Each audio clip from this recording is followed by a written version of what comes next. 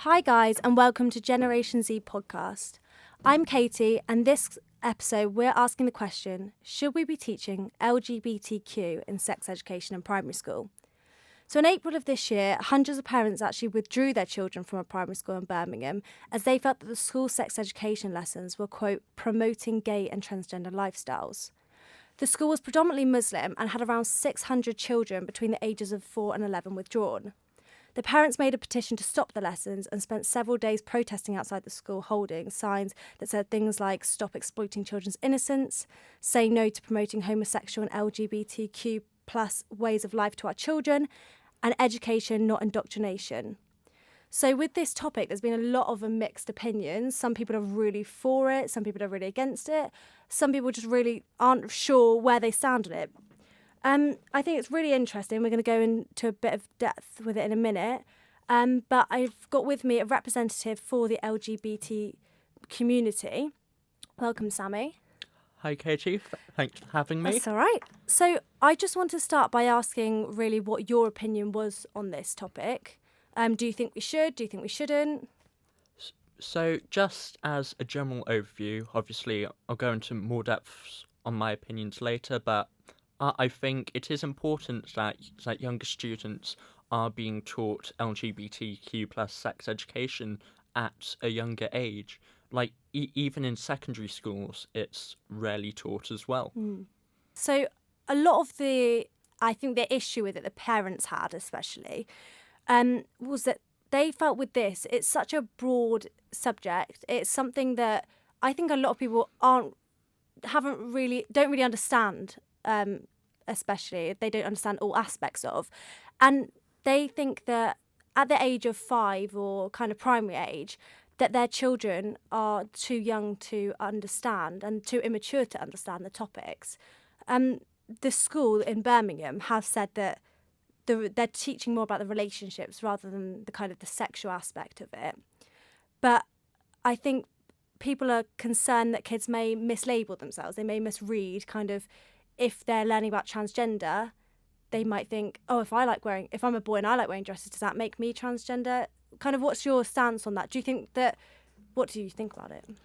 So my opinions on that are in terms of mislabeling, like sexuality and gender identity is a spectrum. It is always changing. I know in my own life I've labelled myself under many different guises because at the times that's what fit me best.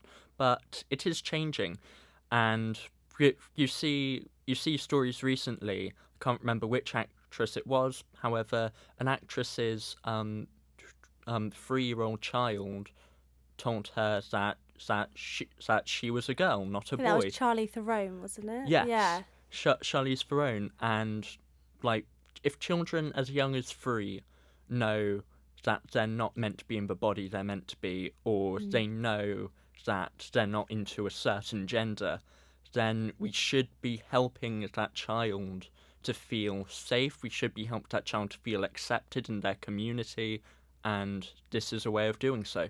Some of the parents have said that as parents, it's their responsibility to teach their children about this, and they kind of want to take it away from the school, that they want to kind of do it themselves. So I just want to know, do you think that these parents are actually educated enough themselves on these issues, on this topic, on different sexualities, to be able to give their child an informed education on it that's balanced and can give them different viewpoints? Do you think that parents are educated enough to be able to do that? In most cases, no, I don't think they are. Like, you see, the typical family is, like, the average family is mum, dad, 2.4 kids. Like, a very heteronormative, cisgendered family. So, they unless one of those parents is bisexual or somewhere on the LGBT spectrum, it's highly unlikely they're going to be able to give an informed, non-biased education, especially if you have... It just depends on cultural backgrounds as well, how they approach this sort of topic. So I think teachers are more likely to be able to give a non-biased view because that's their job. They have to. Yeah. Yeah, okay. That's interesting. And speaking about kind of the religious background kind of thing, especially with this school in Birmingham, they were predominantly Muslim, and they have said that that's the reason for them not wanting their children learning about it.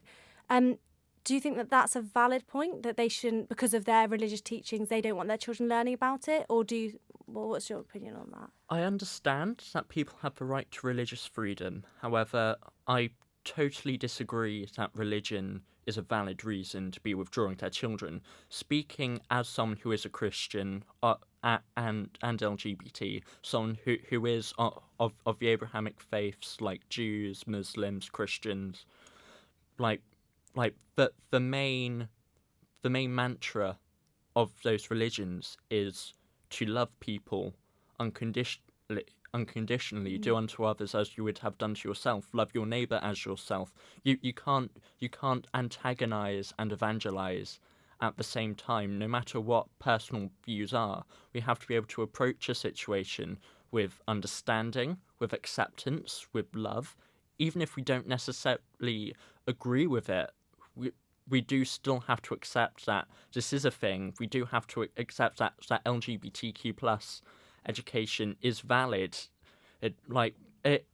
And these children of these religious parents, what one day they could turn around to tell their parents, "Hey mum, hey dad, I'm gay, or I'm trans," and we see a lot of cases, especially in the US, where that's happened, and the children have been kicked out of their home because of religious reasons, and that's just not on. Imagine a 13-year-old child, who's not been taught about any of this. They figure out that they are gay. They don't know what the hell they're going to do. They don't know how it works. They're going to end up in some potentially dangerous and harmful situations because they've not had that education, and that's just wrong. So do you think that this is actually kind of helping people, protecting them from learning about it from a younger age? Do you think that it's actually dangerous not to teach children about these issues? I totally agree. I mean, if I can link it to another situation that isn't to do with LGBTQ plus education, so the rampant Islamophobia that happens all across the world, especially after the 9/11 attacks and multiple other terrorist attacks, that's led to a rise of Islamophobia. But actually, when we start teaching about the religion, that leads to acceptance, that leads to breaking down stereotypes. So if we can do that for religion, why can't we do that for something that people can't choose? People can choose religion, they can't choose who they're attracted to. Yeah, is a bit of a preventative. If people understand more, they're going to be less likely to pick on people and bully them and shame them, really. I totally agree. Recent surveys have shown that 1 in 10 people identify somewhere under the LGBTQ plus banner. And that's a massive majority of people. Yeah, that's about. So there's about 8 billion people in the world. So that's nearly 1 billion people who identify as LGBT or somewhere along that spectrum, and it's just us. Over recent years and past generations, we've built up the gay community and put them under some vicious stereotypes, and teach from a young age that will promote acceptance, that will maybe not completely stop it, but it will, there will always be people who don't agree with LGBT people's lifestyle choices. I say choices in a very loose sense. Yeah. And if we can do anything to at least reduce homophobia, we should be doing that. It's a human right not to be one of the human rights is to do with we have a right to an identity, under the nine protected characteristics in the Equality and the Equality Act, sexuality and gender identity comes under that, yet people seem to disregard it and build up the LGBTQ community as something that isn't normal, as something that should be feared, something that should be avoided, and that's just hurtful and harmful. And we've seen a rise in LGBTQ plus teenagers committing suicide. That there was a young boy quite recently called Nigel Shelby who was gay, and he very recently committed suicide, and it's heartbreaking that happened, and if we just need to stop it happening to other people. Do you think it's irresponsible for these parents to be taking their children out of this education? Do you think it's irresponsible for us not to be teaching this and teaching our kids and giving them the tools to understand this and understand others? I think it is irresponsible by removing your child out of something based on not your child's views, but your views. Like earlier, you said about how one of the signs that these Muslim parents were holding said education, not indoctrination. One could also argue that forcing their child out of a learning environment could, in a sense, also be indoctrination to the parents' way of thinking. Yeah, I mean, that I have anything against religion. No. As I've said, I am religious, but there needs to be a line. A balance. There needs to be a balance between just basic human decency and religion. I mean, I have a survey here, and it was taken from 454 kids aged 15 to 20, and only 26% had actually learned about LGBTQ plus in their sex education. And when asked what they thought they should be learning about more, over 40% actually said, well, this was the top rated thing that they thought they should be learning about is LGBTQ.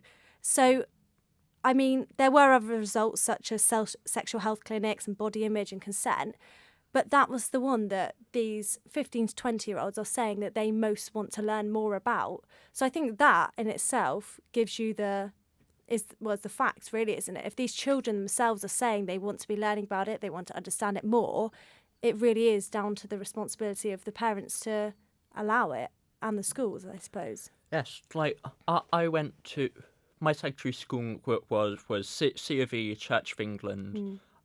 Sex education that was completely like a guy girl that they engage in intercourse.